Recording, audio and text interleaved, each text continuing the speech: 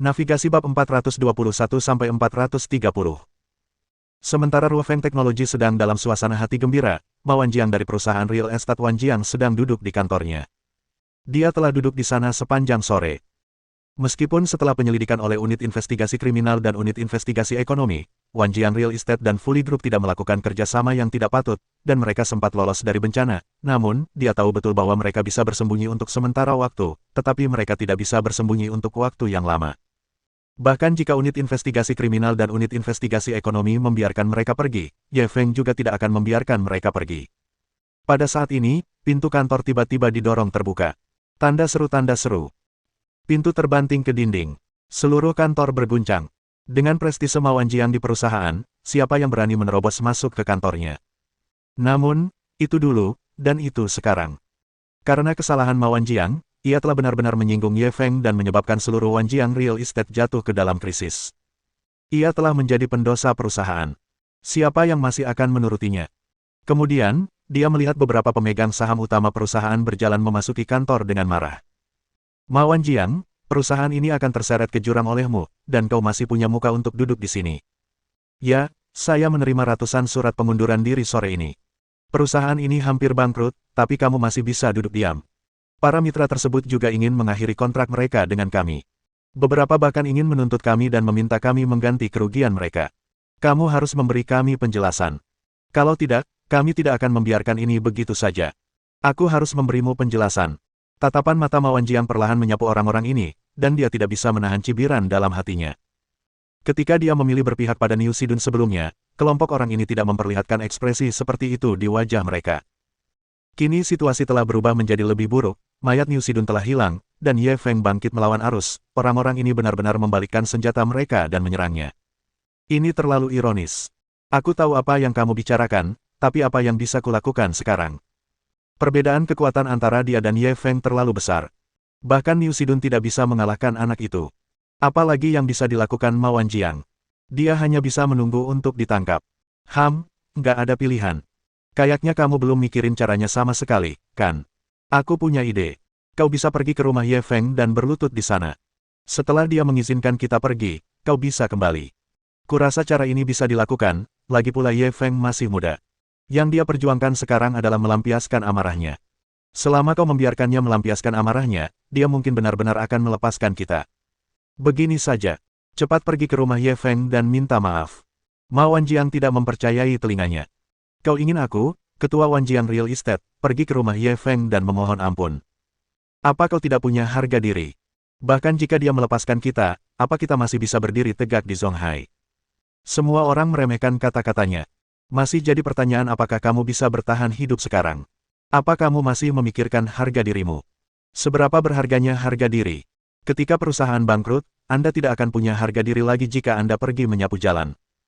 Perusahaan sudah sampai pada titik ini, dan Anda memiliki tanggung jawab yang tak terelakkan. Kalau bukan Anda yang meminta maaf, siapa lagi yang harus meminta maaf? Lagi pula, dibandingkan dengan hidup matinya perusahaan, apa gunanya wajahmu itu? Saat dia berbicara, seseorang bahkan berpura-pura bergerak dan membantunya, meminta maaf. Melihat ini, Ma Wanjiang tak punya pilihan selain berdiri. Ia membungkuk dan tersenyum. Kebahagiaan dan kesedihan di dunia datang terlalu cepat. Ma Wanjiang mengira bahwa dirinya lah satu-satunya orang yang telah merendahkan harga dirinya. Namun, ketika dia tiba di Zongtian Lakeview Villa, dia menyadari bahwa dia salah. Di depan Zongtian Villa nomor 1, sudah ada sekelompok besar orang yang berlutut. Mereka semua adalah orang-orang yang telah memilih untuk berpihak pada Niu Sidun dan bersiap untuk bergabung dengan aliansi angin musim gugur. Mereka semua adalah tokoh penting di dunia bisnis Zonghai. Lagi pula, masih banyak orang yang bergegas datang. Orang-orang ini biasanya adalah raja di perusahaan mereka masing-masing. Di dalam perusahaan mereka, mereka adalah eksistensi yang dipuja oleh orang lain. Pada saat ini, mereka semua berlutut di depan rumah Ye Feng. Adegan ini sungguh mengejutkan. Para penghuni Zongtian Lakeview Villa pun bergegas datang menyaksikan pertunjukan tersebut. Mereka yang bisa tinggal di Zongtian Lakeview Villa adalah mereka yang kaya atau bangsawan. Di antara sekelompok orang yang membawa duri untuk memohon pengampunan, ada beberapa orang yang mereka kenal. Bahkan ada beberapa orang yang merupakan orang penting yang biasanya ingin mereka jilat namun tidak bisa. Pada saat ini, mereka semua berlutut di depan Zongtian Lakeview Villa nomor 1. Sungguh mencengangkan. Sepertinya itu Ketua Chang dari Fire Bee Corporation, kan? Dia orang terkaya ke-50 di Hurun Rich Rankings di Zonghai, dan dia berlutut di sini. Orang di sana itu Presiden Liu dari Chang'an Communication. Perusahaan kami pernah bekerja sama dengan mereka sebelumnya. Dia orang yang sangat arogan. Saya tidak menyangka dia akan berlutut di sini. Bukankah itu ketua Ma Wanjiang dari Wanjiang Real Estate? Wanjiang Real Estate adalah orang kaya baru di Zonghai Real Estate, dan dia benar-benar berlutut di sini. Apa yang sebenarnya terjadi? Tokoh penting mana yang tinggal di Villa Zongtian Lakeview nomor 1? Kenapa mereka datang ke sini untuk berlutut? Masalah ini tidak bisa dijelaskan hanya dengan beberapa kalimat. Singkatnya, mereka telah menyinggung orang penting. Jika mereka tidak segera meminta maaf, mereka akan dihancurkan. Kurasa kau bicara omong kosong. Apa aku tidak bisa melihat kalau mereka telah menyinggung orang penting? Aku ingin tahu, orang penting mana yang tinggal di Villa Zongtian Lakeview nomor 1? Kamu Feng. Ye Feng. Aku belum pernah dengar tentang dia. Apa dia sangat kuat? Tuan Ye adalah orang penting yang baru naik daun di dunia bisnis. Bahkan Niu Sidun pun kalah darinya. Petik 2. Bab 422 Aku hanya punya satu tujuan saat berurusan dengan musuhku. Di dalam Zongtian Lakeview Villa nomor 1, Ye Feng tidak tahu apa yang terjadi di luar. Saat ini dia berada di kamar tidur, memohon kepada Chen Xuan. Saudari Xuan, anggap saja aku memohon padamu. Wajah cantik Chen Xuan berubah dingin. Mustahil, sama sekali mustahil. Ye Feng menatapnya dengan ekspresi serius. Aku tidak pernah meminta apapun darimu. Sekali ini saja, kau tidak akan menyetujuinya. Chen Xuan masih menggelengkan kepalanya dengan dingin. Aku bisa menjanjikan apapun kecuali yang ini. Ye Feng menatapnya. Asalkan kau berjanji padaku, aku akan mendengarkanmu dalam segala hal di masa depan. Chen Xuan menyilangkan tangannya dan berjalan ke samping. Ini soal martabat. Tidak ada kemungkinan kompromi. Ye Feng memutar matanya. Ia memeluk kepalanya dan berjongkok. Maaf, permintaanku terlalu berlebihan, aku minta maaf padamu. Sikap Chen Xuan langsung melunak ketika melihatnya seperti ini. Permintaanmu sungguh keterlaluan. Sambil berbicara, dia melirik pakaian dalam seksi yang sangat sederhana di atas meja. Orang ini berkata di pagi hari bahwa dia ingin menguji kecepatan logistik Longteng e-commerce. Oleh karena itu, dia memesan sejak pagi-pagi sekali. Ia mengira isinya hanya keperluan sehari-hari biasa, tetapi ketika ia menerimanya di malam hari, ia baru sadar bahwa isinya penuh dengan barang-barang seperti itu. Dia merasa malu hanya dengan melihat pakaian yang tidak senonoh itu, apalagi mengenakannya. Ye Feng tersenyum getir. Awalnya kupikir hubungan kita sudah sampai tahap ini, kita bisa melakukan apa saja tanpa ragu, tapi aku tidak menyangka. Chen Xuan melihat kekecewaan di wajahnya dan langsung menjadi gugup. Tapi aku.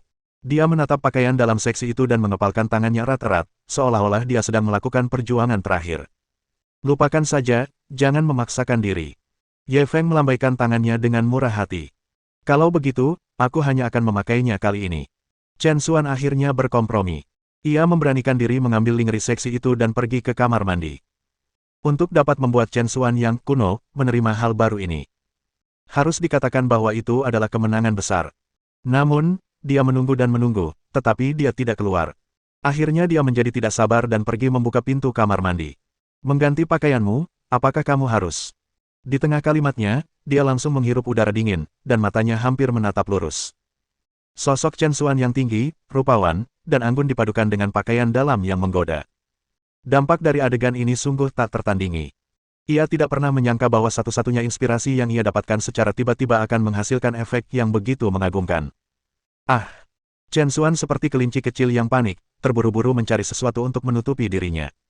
Ini membuat darah Ye Feng mendidih. Bang! Dia segera menutup pintu kamar mandi. Kamu, jangan datang, jangan datang. Ye Feng bangun sangat terlambat keesokan harinya.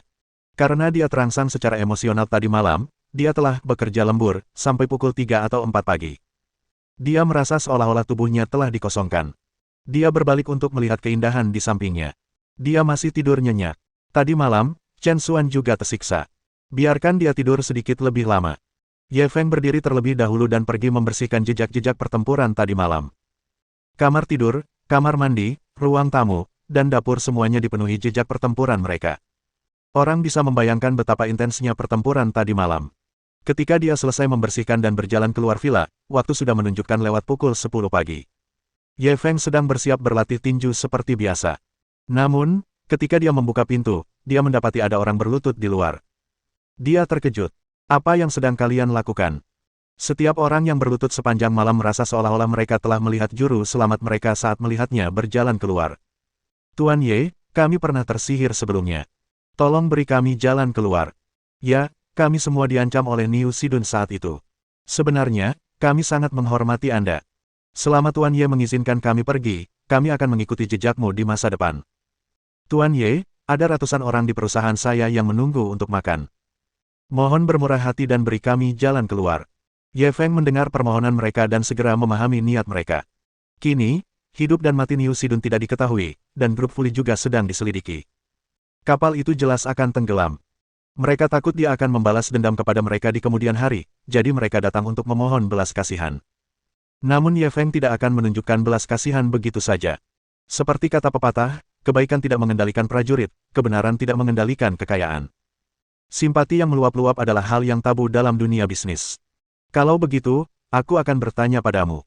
Jawab aku dengan jujur. Kalau yang kalah hari ini adalah aku, maukah kau melepaskanku? Mendengar pertanyaannya, semua orang langsung terdiam. Jawabannya jelas.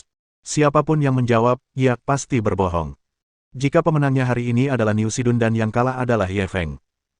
Mereka tak segan-segan menyerbu ke depan dan memecah belah semua perusahaan di bawah bendera partai lawan, menggerogoti hingga tak tersisa tulang belulang. Ye Feng melihat ekspresi semua orang dan langsung menunjukkan senyum mengejek. Kalian semua rubah tua di dunia bisnis. Kalian seharusnya mengerti prinsip bahwa pemenang mengambil segalanya. Kalian kalah di dunia bisnis, tapi kalian menggunakan metode seperti ini untuk menculik saya secara moral. Saya bisa katakan dengan jelas bahwa saya tidak akan membiarkan kalian lolos. Saat dia berbicara, tatapannya perlahan menyapu semua orang yang hadir. Sejak kau memilih berpihak pada Niu Sidun, kau sudah menjadi musuhku.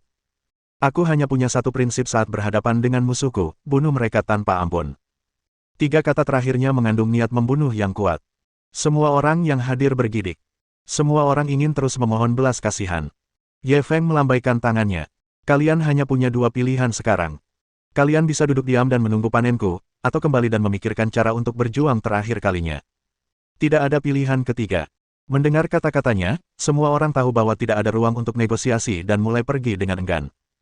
Mereka semula mengira bahwa karena pihak lain masih muda, mereka akan mengucapkan beberapa patah kata yang baik dan memberinya cukup muka untuk membuatnya berhati lembut.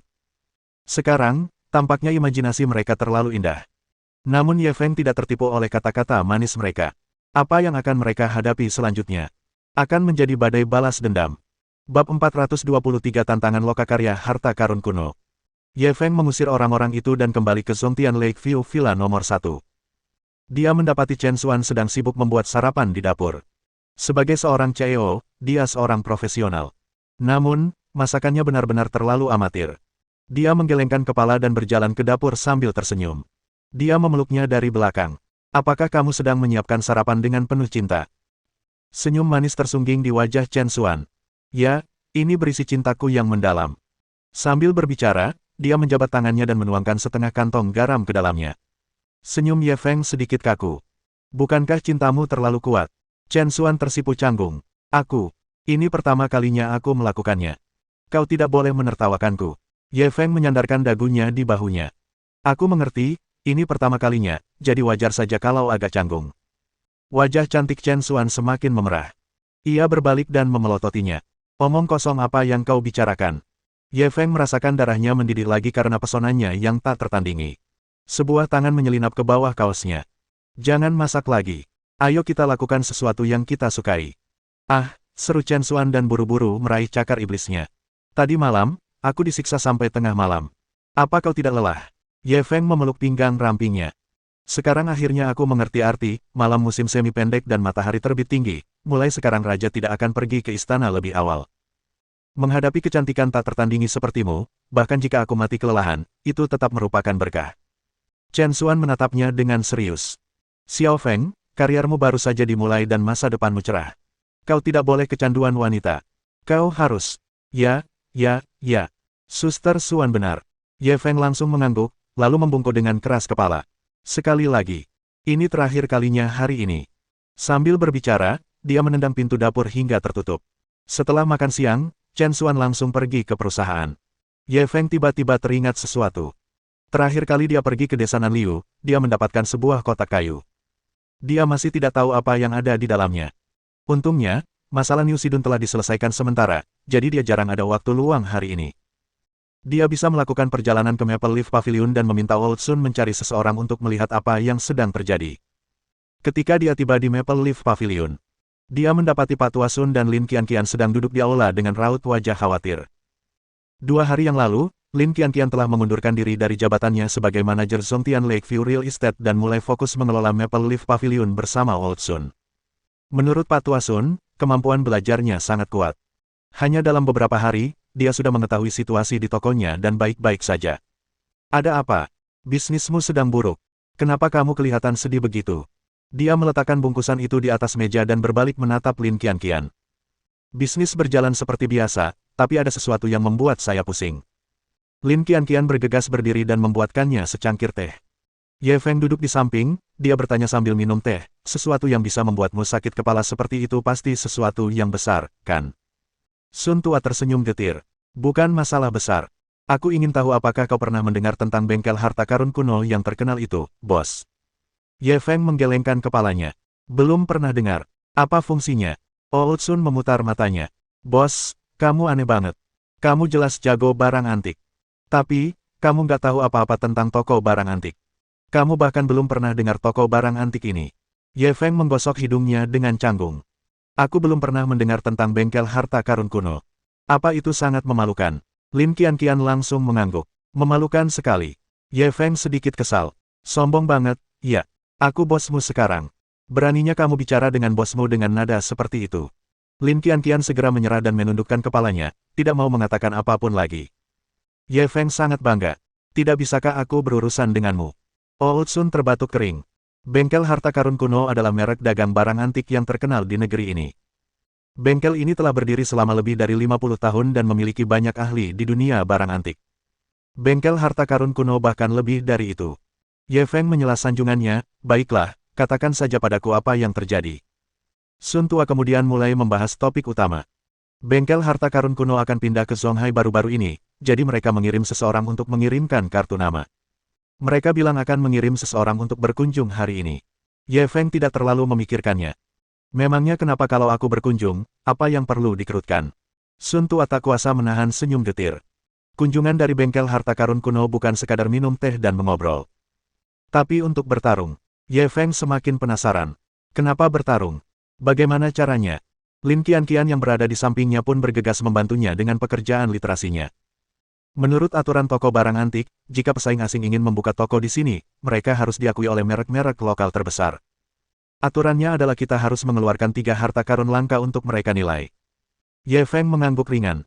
Bagaimana kalau mereka tidak bisa menaksirnya? Jika mereka tidak bisa menilai satu pun barang, mereka akan otomatis meninggalkan Zonghai, lanjut Lin Qianqian. Dan mereka tidak akan bisa masuk kembali selama 3 tahun. Bengkel harta karun kuno ini terlalu kuat, tambah Sun Souyi. Begitu mereka berhasil memasuki Zonghai, kita pasti akan sangat terpengaruh. Ye Feng masih tidak mengerti.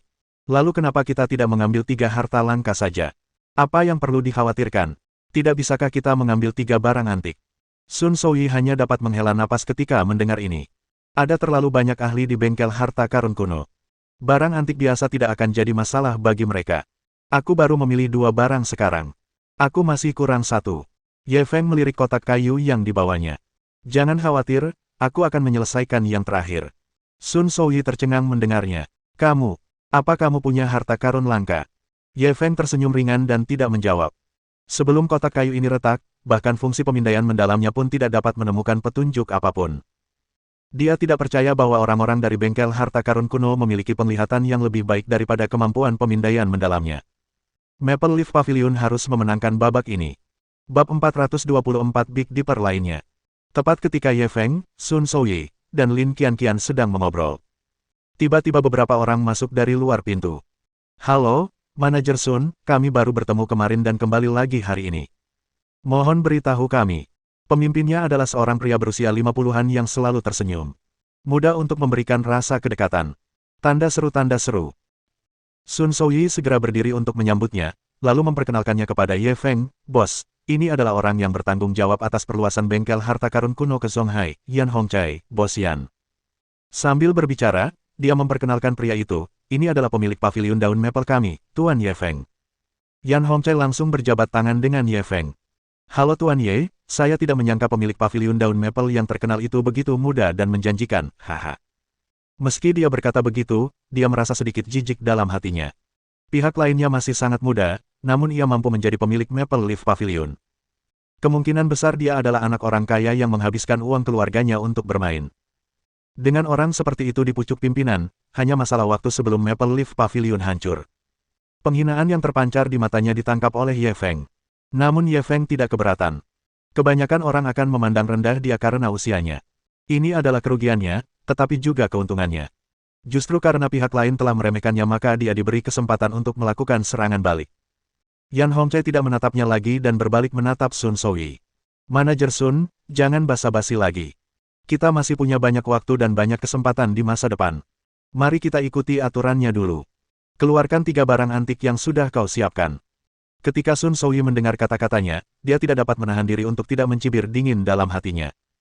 Apa maksudnya dengan mengatakan jalan masih panjang? Dari arti kata-katanya, sepertinya dia sudah menang. Meski dalam hati dia mengumpat, namun dia tetap meminta Lin Qianqian membawakan 2 buah barang antik yang telah disiapkannya. Tuan Yan, tolong. Sun Souyi memberi isyarat, tolong, sebelum bergerak ke samping. Dia sangat yakin dengan 2 barang antik yang dipilihnya. Kedua barang antik ini sangat sulit dikenali. Ketika dia menerimanya, dia mempelajarinya cukup lama sebelum akhirnya mengonfirmasikannya. Dia tidak percaya pihak lain akan mampu melihatnya dalam waktu sesingkat itu. Yang Hongchai hanya meliriknya 2 kali sebelum menatap penuh hormat pada seorang pria tua berjanggut putih berusia 70-an. Tuan Besar Su, tolong. Orang tua itu mengelus jenggotnya dan segera melangkah maju. Dia menatap botol porselen itu dan memeriksanya dengan saksama. Ketika Sun Souyi mendengar Yan Hong memanggil, Grandmaster Su, ekspresinya langsung berubah. Nama keluarga, Su, jarang ditemukan, terutama di kalangan orang antik. Mungkinkah?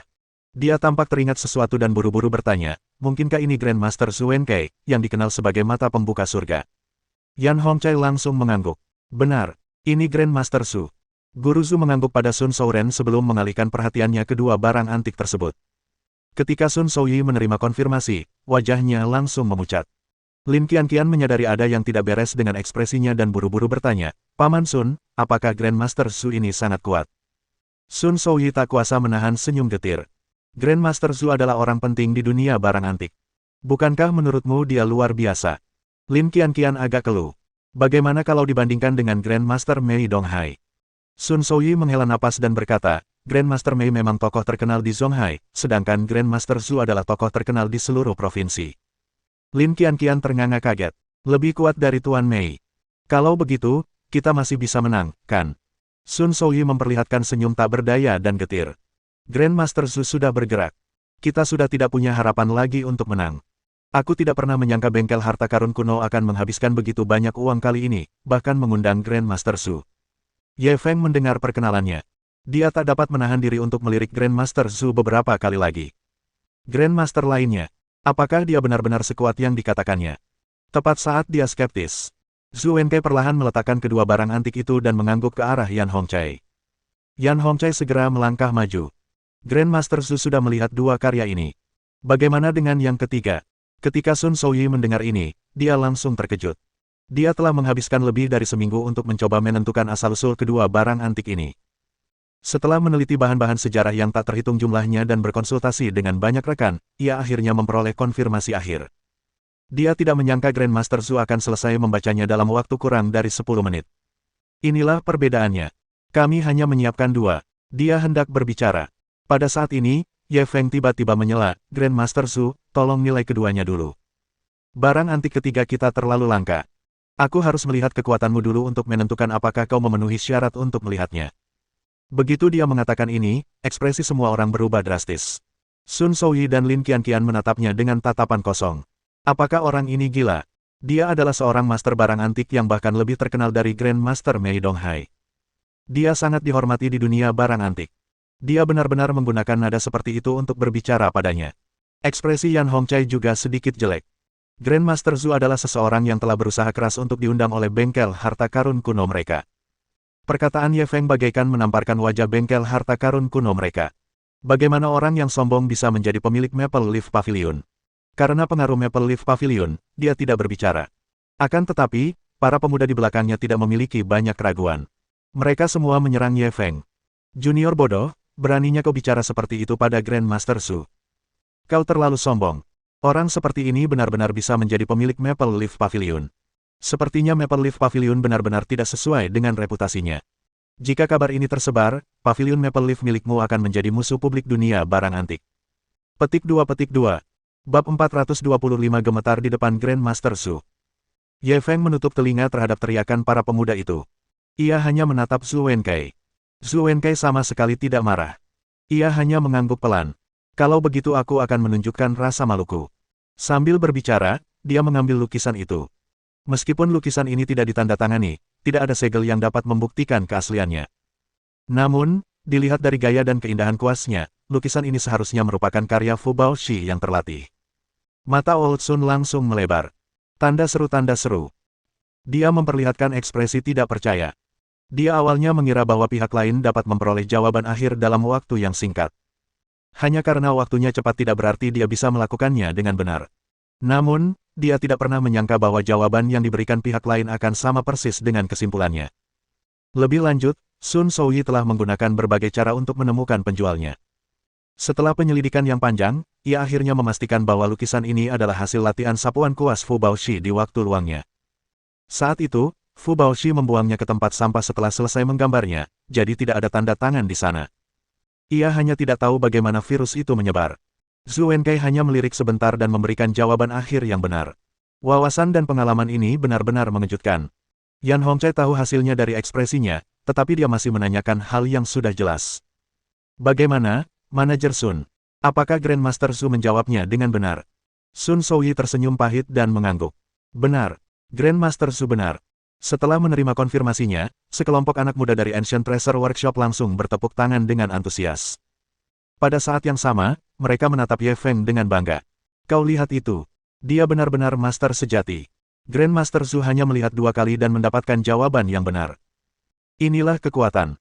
Apa kau tercengang? Pernahkah kau melihat kemampuan seperti itu? Kau mungkin belum pernah mendengarnya, kan? Beraninya kau meragukan kekuatan Grandmaster Su. Siapa yang memberimu nyali? Kekuatan pavilion daun maple-mu terlalu lemah. Bagi Grandmaster Su, ini sama sekali bukan tantangan. Dia tidak menyangka Guru Zhu begitu kuat. Hanya dengan beberapa kali lirikan, dia melihat masalah sulit yang telah dipersiapkan dengan cermat oleh Old Sun. Memikirkan hal ini, dia cepat-cepat menatap Ye Feng.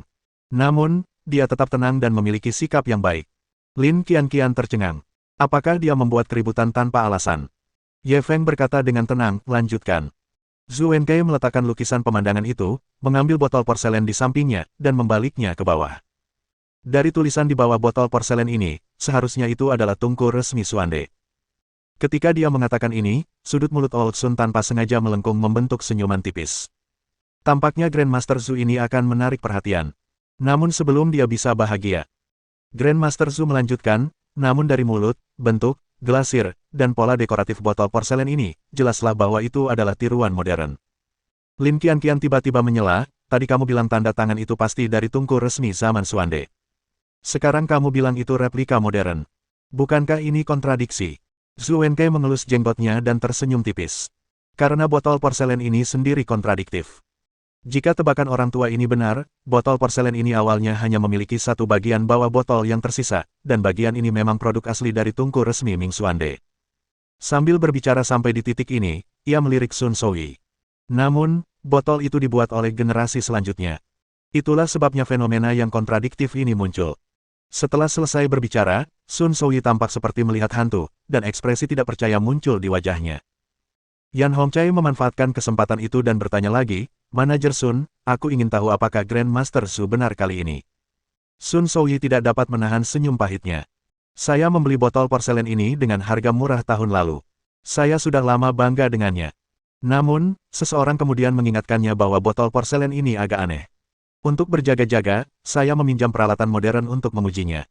Hasil akhirnya adalah bagian bawah botol porselen ini asli, tetapi bagian atasnya memang replika. Hanya saja pengerjaannya terlalu rumit, jadi saya pun tertipu. Pada titik ini, dia menatap Zhu Wenkai dengan tatapan kosong. Saya tidak menyangka Grandmaster Su bisa melihat asal-muasal botol porselen ini hanya dengan sepasang mata telanjang.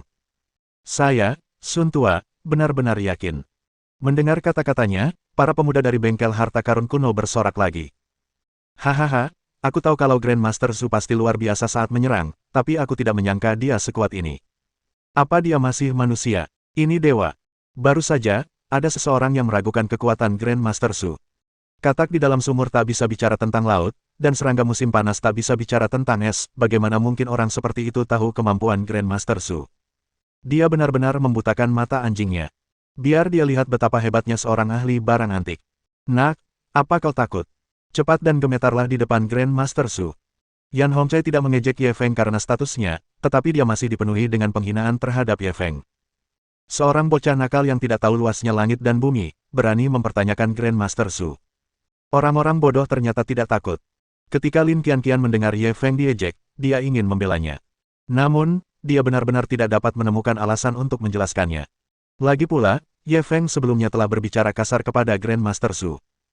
Sekarang setelah dia memecahkan dua pertanyaan sulit berturut-turut dan memperlihatkan kekuatan sejati seorang ahli barang antik, dia merasa tertampar. Apa yang harus dijelaskan? Yan Hongcai menoleh dan menatap Sun Souyi.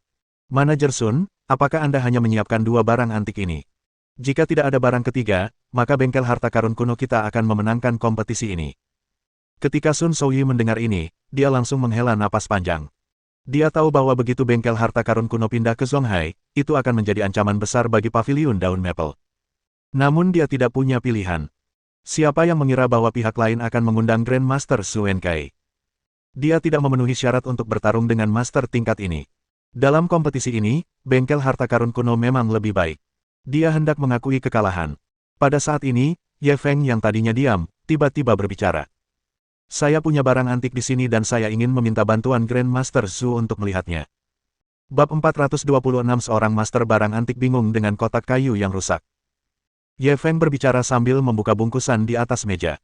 Kemudian, terungkaplah wujud sebenarnya dari kotak kayu itu. Ketika semua orang mendengar kata-katanya, mereka dipenuhi dengan antisipasi. Mereka mengira dia akan mampu mengeluarkan beberapa barang antik yang bagus. Ketika mereka melihat kotak kayu itu, semua orang langsung kecewa. Tanda seru. Kotak kayu itu kusam, dan permukaannya hitam. Kelihatannya kurang bagus. Lagi pula, mereka tidak melihat nilai apapun di dalamnya. Ekspresi Yan Hongcai langsung berubah muram. Bos Ye, Anda membawa kotak kayu rusak untuk dinilai oleh Grandmaster Su. Apa dia mempermainkan kita? Ekspresi canggung muncul di wajah Sun Souyi. Dia awalnya melihat bahwa Ye Fan begitu percaya diri dan berpikir bahwa dia bisa mengeluarkan beberapa harta karun. Dia tidak menyangka itu adalah kotak kayu biasa. Dengan penglihatannya, dia tidak dapat melihat sesuatu yang istimewa sama sekali. Dia segera meminta maaf kepada semua orang di bengkel harta karun kuno, semuanya, jangan marah. Bos Ye hanya bercanda dengan semua orang. Kompetisi ini akan dianggap sebagai kemenangan bengkel harta karun kuno. Mendengar kata-katanya, sekelompok pemuda dari bengkel harta karun kuno menjadi semakin tidak senang. Manajer Sun, apa yang kau bicarakan? Apa maksudmu dengan mempertimbangkannya? Bukankah kita menang dengan kekuatan kita sendiri? Benar. Aku memberimu kesempatan, tapi kau tak berguna. Benda-benda jelek apa yang kau bawa keluar? Saya dengar Maple Leaf Pavilion adalah salah satu dari 3 toko barang antik teratas di Zonghai. Terutama bos mereka. Dia benar-benar tukang bully. Dia terus-menerus menggoda Grandmaster Su. Hanya Grandmaster Su yang punya temperamen baik. Kalau orang lain, mereka pasti sudah bertengkar sejak lama. Beraninya mereka menyinggung Grandmaster Su. Akankah Pavilion Maple Leaf masih punya tempat di dunia barang antik di masa depan? Bos Ye, cepat simpan kotak kayumu yang rusak itu. Jangan mempermalukan dirimu sendiri. Benar sekali. Kalau sampai terbongkar, itu cuma lelucon. Pavilion Maple Leaf yang terhormat itu malah pakai kotak kayu rusak untuk bertarung. Hahaha. Ye Feng menutup telinga terhadap suara mereka, dia hanya menatap Su Wenkai. Sambil berkata begitu, dia melirik Yan Hongcai dan yang lainnya. Kalau kalian tidak bisa menyelesaikannya, kalian bisa pergi ke tempat lain. Ketika orang-orang dari bengkel harta karun kuno mendengar dia begitu sombong, mereka semua menjadi marah. Anak ini terlalu sombong. Bahkan sekarang pun, dia masih keras kepala. Kurasa dia tidak akan meneteskan air mata sampai melihat peti matinya. Grandmaster Su, tunjukkan padanya apa yang baik untuknya. Benar. Karena dia minta dipermalukan, kita penuhi keinginannya. Apa istimewanya kotak kayu yang rusak? Grandmaster Su bisa memecahkannya hanya dengan sekali pandang. Hari ini, kami akan membuat Pavilion Maple Leaf-mu kehilangan muka. Yan Hongcai tidak membalas Ye Feng secara langsung. Dia berbalik untuk melihat Su Wenkai. Grandmaster Su, kalau begitu aku harus memintamu untuk menjawab pertanyaan terakhir ini. Zhu Wenkei melirik Ye Feng dan segera maju untuk memeriksa. Dia sudah beberapa kali diprovokasi oleh Ye Feng, dan dia sudah sangat marah. Dia ingin menekan kesombongan bocah ini. Bukankah itu cuma kotak kayu yang rusak? Apa susahnya? Dengan dia mengambil tindakan, apakah dia tidak merasa tenang? Namun, saat dia melihat kotak kayu itu, rasa jijik di hatinya langsung sirna. Yang menggantikannya adalah ekspresi hikmat. Dia bergegas mengambil kotak kayu itu dan memeriksanya dengan saksama. 1 menit. 2 menit kemudian. 3 menit. 10 menit berlalu. Zhu Wenkei tampak tidak bisa bergerak saat dia terus memandangi kotak kayu itu. Ekspresinya menjadi semakin serius. Akhirnya, butiran keringat muncul di dahinya. Kotak ini agak aneh, gumamnya dalam hati. Ia seperti siswa sekolah dasar yang dihadapkan pada soal matematika tingkat lanjut yang rumit. Kebingungan di matanya semakin menjadi-jadi. Yan Hongchai, yang berada di samping, sedikit cemas. Ketika Grandmaster Zhu memecahkan kedua pertanyaan tadi, beliau melakukannya dengan mudah. Mengapa dia bingung dengan kotak kayu yang rusak? Memikirkan hal ini, dia buru-buru bertanya, Grandmaster Zhu, apakah ada yang aneh dengan kotak ini? Zhu Wenkei mengabaikan kata-katanya. Dia mencoba segala macam cara untuk membuka kotak itu. Namun pada akhirnya, semuanya berakhir dengan kegagalan. Akhirnya, dia terjatuh ke kursi. Dia menyeka keringat di dahinya dengan lengan bajunya. Orang tua ini, dia sudah berusaha sekuat tenaga, tapi dia benar-benar tidak bisa mengetahui asal kotak ini. Ada kepahitan dalam kata-katanya. Membuat seorang ahli barang antik hebat seperti dia mengakui bahwa penglihatannya buruk adalah lebih buruk daripada membunuhnya. Saat dia mengatakan hal ini, rasanya seperti dia telah menjatuhkan bom besar di aula. Semua bagiannya hangus di luar, tapi empuk di dalam. Ada apa? Bahkan Grandmaster Zhu. Dia bahkan tidak tahu asal kotak ini. Bagaimana mungkin? Benar sekali. Kita semua pernah menyaksikan kekuatan Grandmaster Zhu. Dia memecahkan dua pertanyaan sulit dengan mudah. Bagaimana dia bisa tersandung kotak kayu yang rusak? Grandmaster Zhu, mohon perhatikan lebih dekat. Kami yakin Anda pasti bisa memecahkannya. Benar, Grandmaster Zhu. Kami percaya pada kekuatanmu.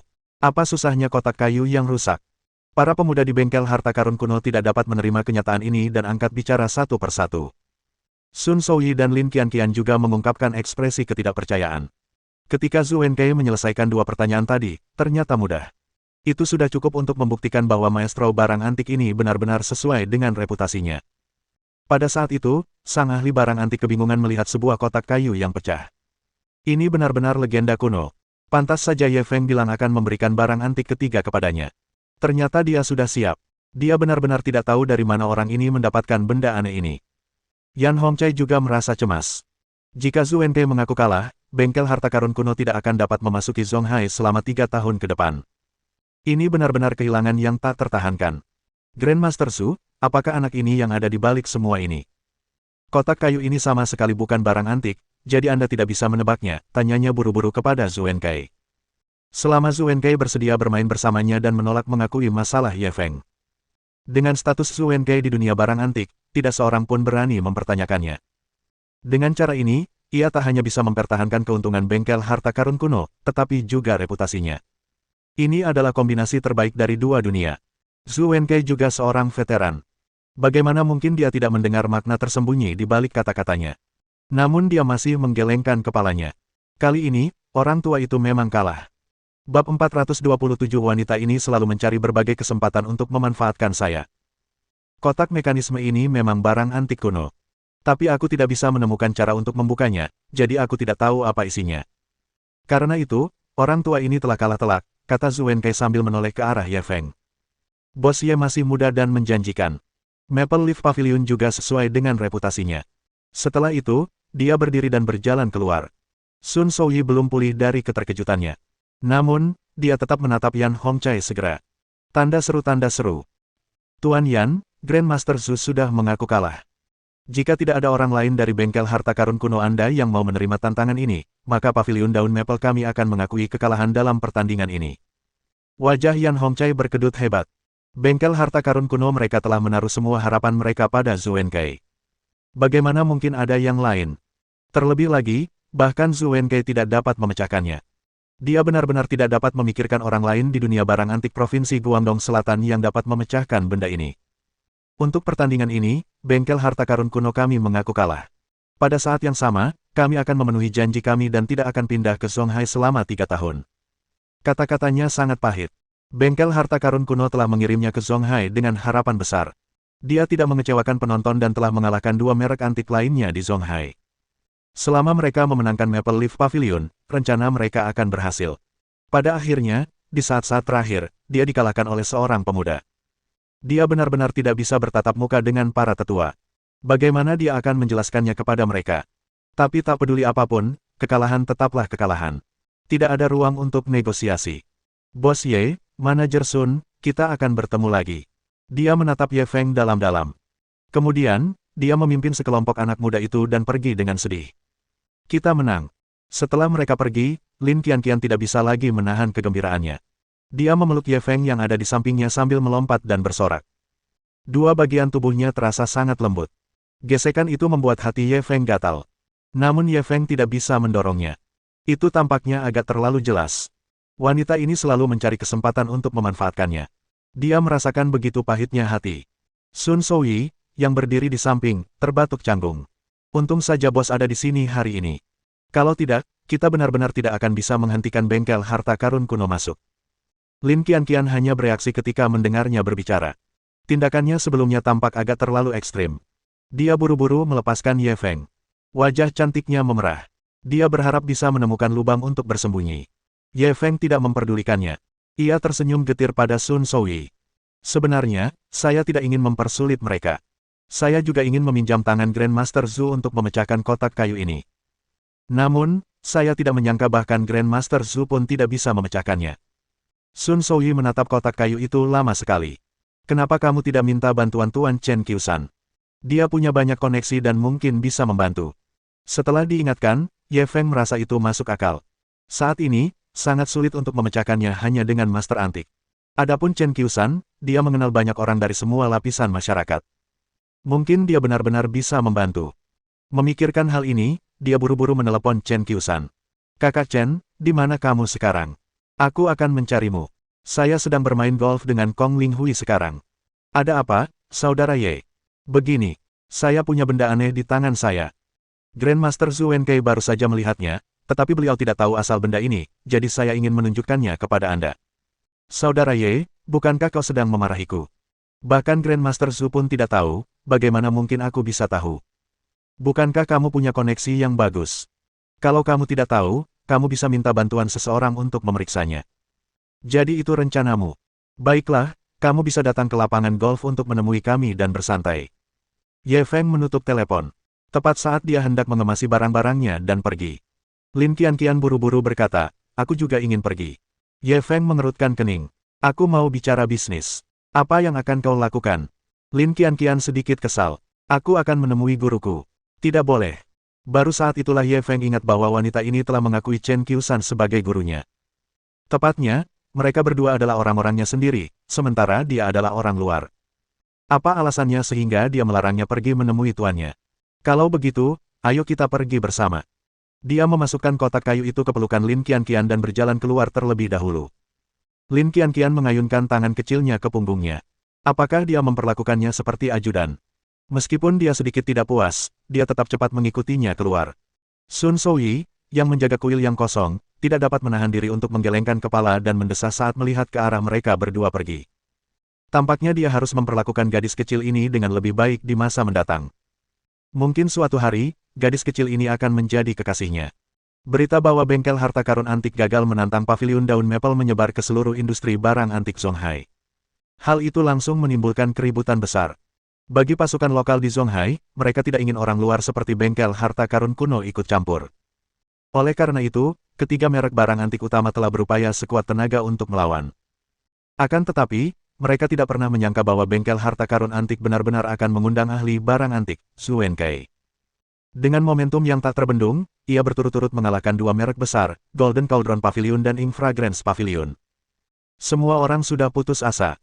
Ini karena Maple Leaf Pavilion adalah yang terlemah di antara ketiga merek antik. Sekarang, bahkan dua merek terkuat pun telah kalah, Maple Leaf Pavilion mungkin tidak memiliki ketegangan lagi.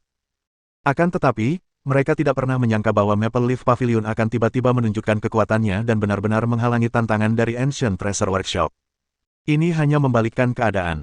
Selama beberapa waktu, Maple Leaf Pavilion telah menjadi penyelamat industri barang antik Zonghai. Pengaruh mereka telah meningkat pesat. Dan legenda tentang Ye Feng juga menjadi semakin misterius.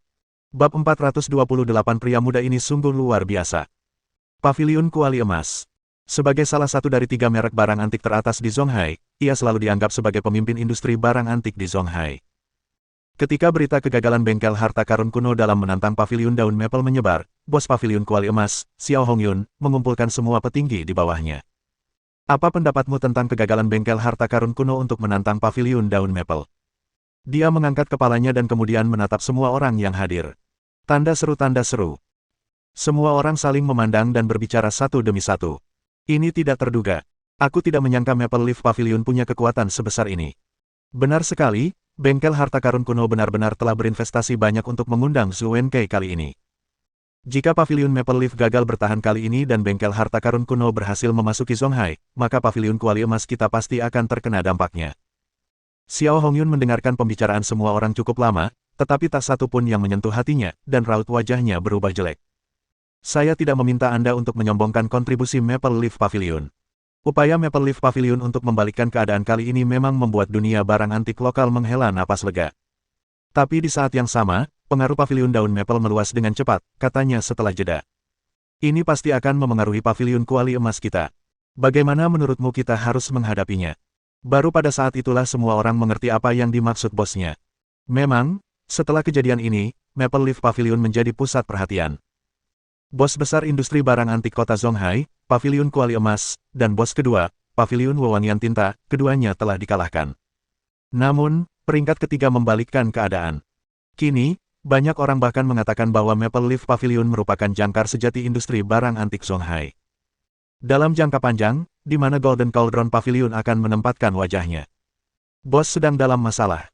Kupikir kau akan mempersulit Maple Leaf Pavilion saat ini. Itu tidak bagus, kan? Ya, Pavilion Maple Leaf baru saja menutup bengkel harta karun antik dan menjadi pahlawan industri barang antik Zonghai. Kalau kita serang mereka sekarang, aku khawatir orang-orang akan bergosip. Benar sekali, Pavilion Daun Maple menghalangi bengkel harta karun kuno dan secara tidak langsung membantu Pavilion Kuali Emas kita keluar dari masalah. Kalau kita bertindak sekarang, kita akan dimarahi sampai mati. Ngomong-ngomong, aku tidak setuju untuk menyerang Maple Leaf Pavilion sekarang. Kalaupun aku ingin menyerang, aku harus menunggu sampai badai berlalu. Saya setuju. Xiao Hongyun mengangguk dalam-dalam ketika mendengar apa yang dikatakan semua orang. Aku juga berpikir begitu. Tapi, semua orang harus berhati-hati.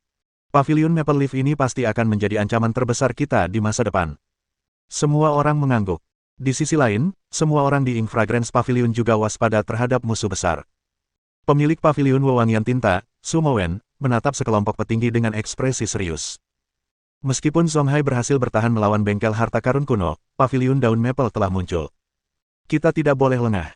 Para petinggi mengangguk.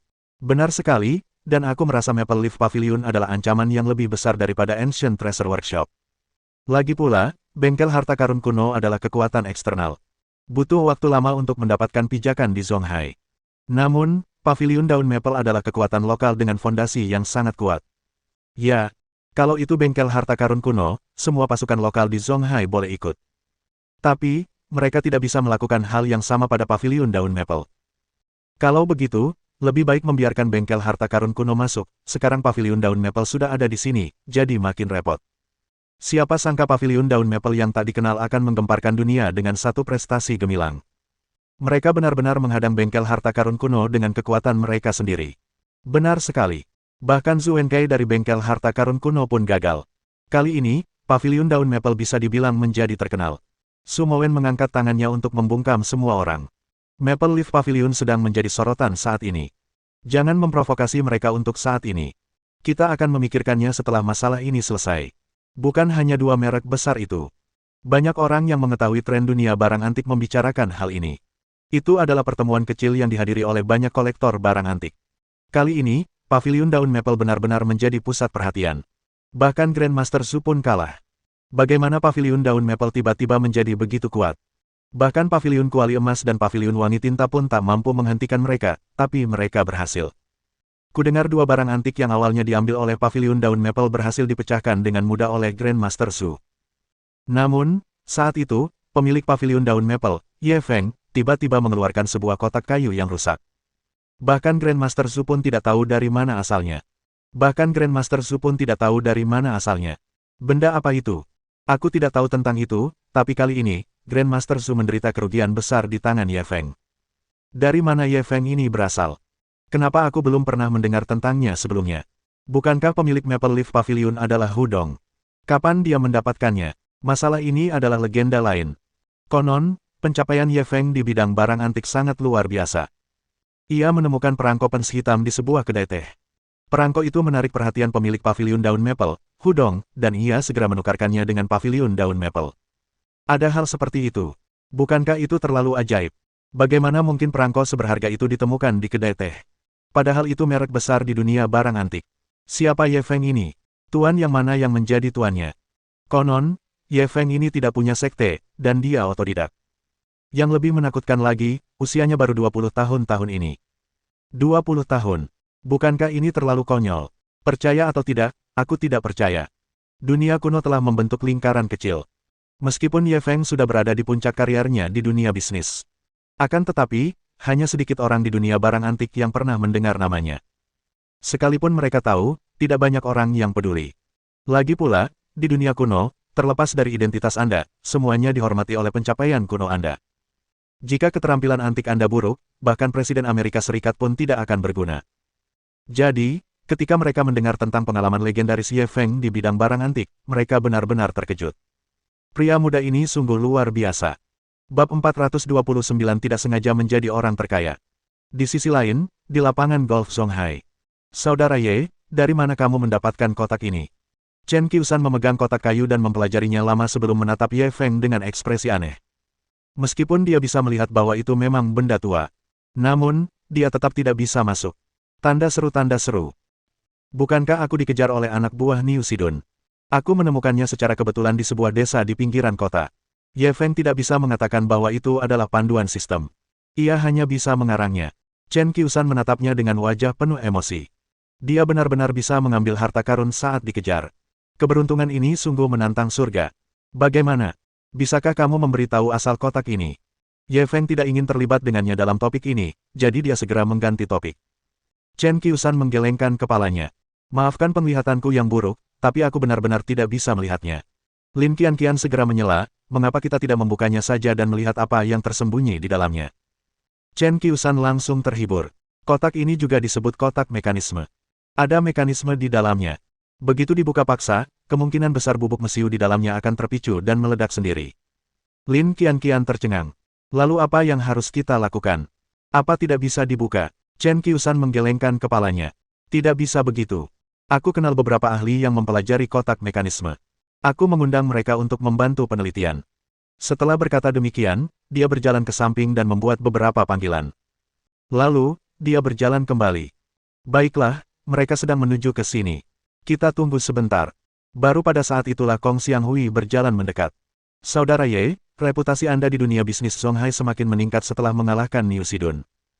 Terlebih lagi, setelah pelatihan ini, perusahaan Anda semakin erat hubungannya. Baik itu valuasi setiap keluarga maupun ruang pengembangan di masa depan, semuanya akan meningkat pesat. Ngomong-ngomong, aku sungguh harus berterima kasih kepada kalian berdua kali ini. Agar bisa mendukungku di saat-saat tersulitku, aku akan mengingat kebaikan ini dalam hatiku. Chen Qiusan memutar matanya. Kenapa kamu begitu sopan pada kami? Bukankah kamu memperlakukanku seperti orang luar? Kong Xianghui juga mengangguk. Ya, jangan katakan hal seperti itu lagi. Ye Feng tersenyum. Ya, ini salahku. Malam ini aku yang traktir. Kamu bisa pilih tempatnya. Kong Xianghui langsung bertepuk tangan. Kalau begitu, kami terpaksa menipumu. Setelah kejadian ini, kekayaan bersihmu meroket lagi. Diperkirakan kekayaanmu sekarang mencapai 50 miliar yuan. Apa katamu? Anak ini sekarang jadi orang terkaya di Zonghai. Chen Qiusan menatap Ye Feng dengan tak percaya. Lin Qianqian juga tercengang. Kong Xianghui mengangguk. Karena valuasi perusahaannya yang meroket, kekayaan anak ini juga meningkat pesat. Kami telah melakukan statistik selama 2 hari terakhir dan terkejut. Mendengar ini, Ye Feng juga sangat terkejut. Aku tidak menyangka aku akan menjadi orang terkaya secara tidak sengaja. Ketiganya memutar mata ke arahnya. Mengapa kata-kata ini kedengarannya sangat mengganggu? Apa yang dimaksudnya dengan tidak sengaja menjadi orang terkaya? Dia mengatakannya seolah-olah itu mudah. Kong Xianghui menatapnya penuh harap. Saudara Ye, Saya ingin tahu apakah Anda tertarik untuk mengikuti peringkat sekarang. Jika Ye Feng bersedia masuk peringkat, dia akan langsung melompat ke puncak. Itu mungkin akan menyebabkan tsunami di Zonghai lagi. Dia adalah orang terkaya di Zonghai pada usia 20 tahun. Ini benar-benar mengejutkan. Ye Feng mendengar ini dan langsung menggelengkan kepalanya. Tidak, aku tetap harus bersikap rendah hati. Ketika mereka bertiga mendengar ini, mereka memutar mata mereka lagi. Orang ini telah menyebabkan banyak masalah di Zonghai baru-baru ini. Dia tidak hanya menggulingkan kerajaan bisnis lama, Chinda Corporation. Sekarang, bahkan legenda bisnis provinsi Guangdong Selatan, Niu Sidun, telah dikalahkan olehnya.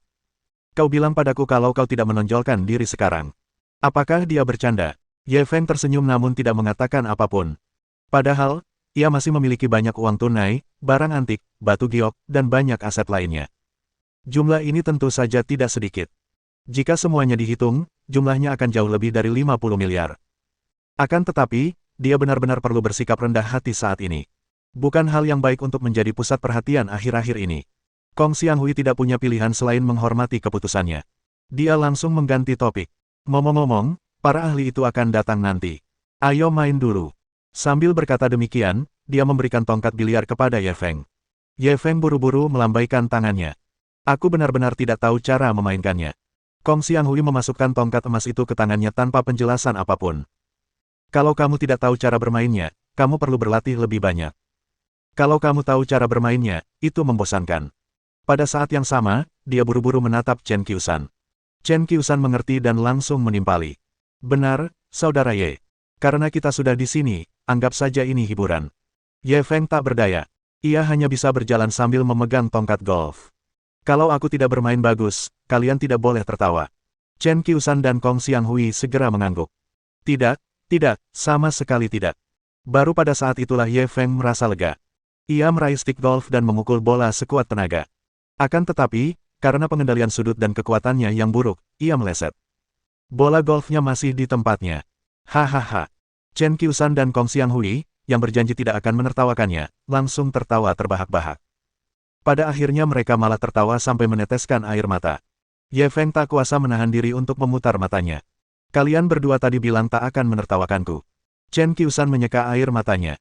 Saudara Ye, kalau kamu bisa main golf saja, aku ingin sekali mengirimmu ke lembaga penelitian untuk dibedah dan melihat apakah kamu alien. Kong Xianghui segera mengangguk. Ya, jangan bahas kemampuan bisnismu. Kamu juga sangat terampil, dan kemampuan antikmu memang top.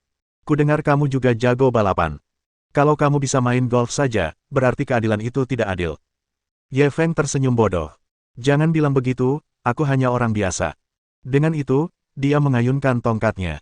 Bola golf menggambar parabola sempurna di udara. Dentang. Ia jatuh ke dalam lubang yang jaraknya puluhan meter. Lubang dalam satu. Chen Qiusan, Kong Xianghui, dan Lin Qianqian semuanya tercengang. Kata-kata Ye Feng bergema di telinga mereka. Saya hanya orang biasa. Bab 430 seorang profesor wanita yang unik.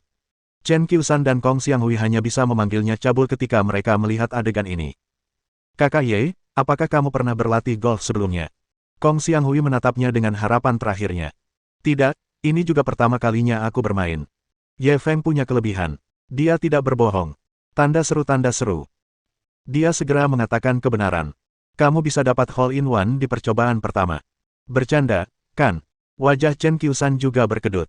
Dia belum pernah mendengar tentang kemampuan belajar yang sesat seperti itu. Ye Feng menggaruk kepalanya dan bertanya, ini, apakah sangat sulit? Ini tidak berbeda dengan bola kaca yang biasa kita mainkan waktu kecil dulu. Selama kamu mengendalikan kekuatan dan akurasimu, tidak akan ada masalah. Tubuhnya telah dimodifikasi oleh sistem.